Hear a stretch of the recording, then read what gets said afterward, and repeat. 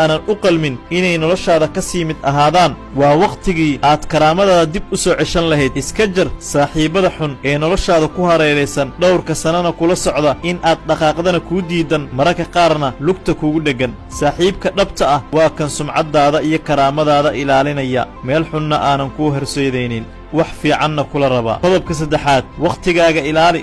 wakhtigu waa ilbiriqsi lagu daray ilbiriqsi kale.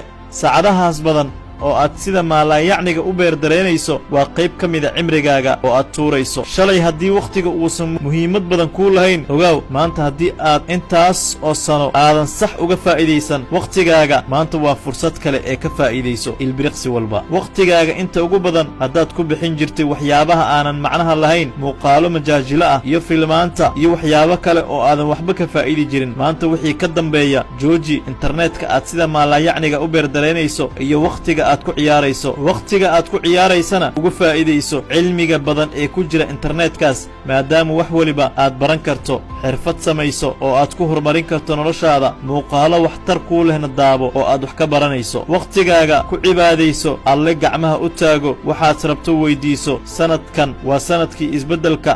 noqo noole cusub, kana faa'iidayso wakhtigaas quruxda badan leh ee uu eebbe ku siiyey. ogow maalinkii qiyaamo wakhtigaaga waxa aad ku soo qabsatay waa lagu weyddiin doonaa. qodobka afaraad, iska ilow wax walba oo ku soo dhaafay. waxa ugu badan ee dadka welwelka u keena waa ka fikiridda waxyaabihii tegey ee la soo dhaafay, taas oo wakhtigooda inta ugu badan dadka ka qaadata. wixii tegey way tegeen. haddaad maanta oo idilka fakarto ama isku murjiso, lagama yaabo inay kuu soo noqdaan. haddaba ha isku murjinin wixii aad qabsan weyday 2021, laakiin maanta fursadaad haysataa, ka faa'iidayso oo wax qabso. wixii aad shalay qaladayna maanta ayaad fursad u haysataa wax ka beddel. si aad uga tagto waxyaabihii hore, marka hore waxaad u baahan tahay inaad fahamto in wixii la soo dhaafay uusan dhab ahaan jirin. malaayiin qofood oo sannadkii hore noolaa ayaanan sannadkan soo gaarin oo ay toodii timid. qaar badan oo adiga asxaab kula ahaa ayaa ku jira qaarkood. malaayiin qofood ayaa dunidan ku soo biirtay. kuwo badan ayaana nasiib u yeelan sannadkan iyagoo caafimaad qaba inay soo gaaraan. qaar ayaa lixaadkoodii qayb waayey. kuwo badan ayaa waayey dadkii ay dunida ugu jeclaayeen. wakhtiga ayaa sidaas isku beddelaya. adiga macnaheeda ma ahan in uu allah kuwaas ay dhibaatada haleeshay uu kaa jecel yahay, ee waxa aad haysato ayaa lagugu imtixaanayaa. ka faa'iidayso wakhtigaaga iyo sannadka cusub ee uu rabbi ku gaarsiiyey. ka faa'iidayso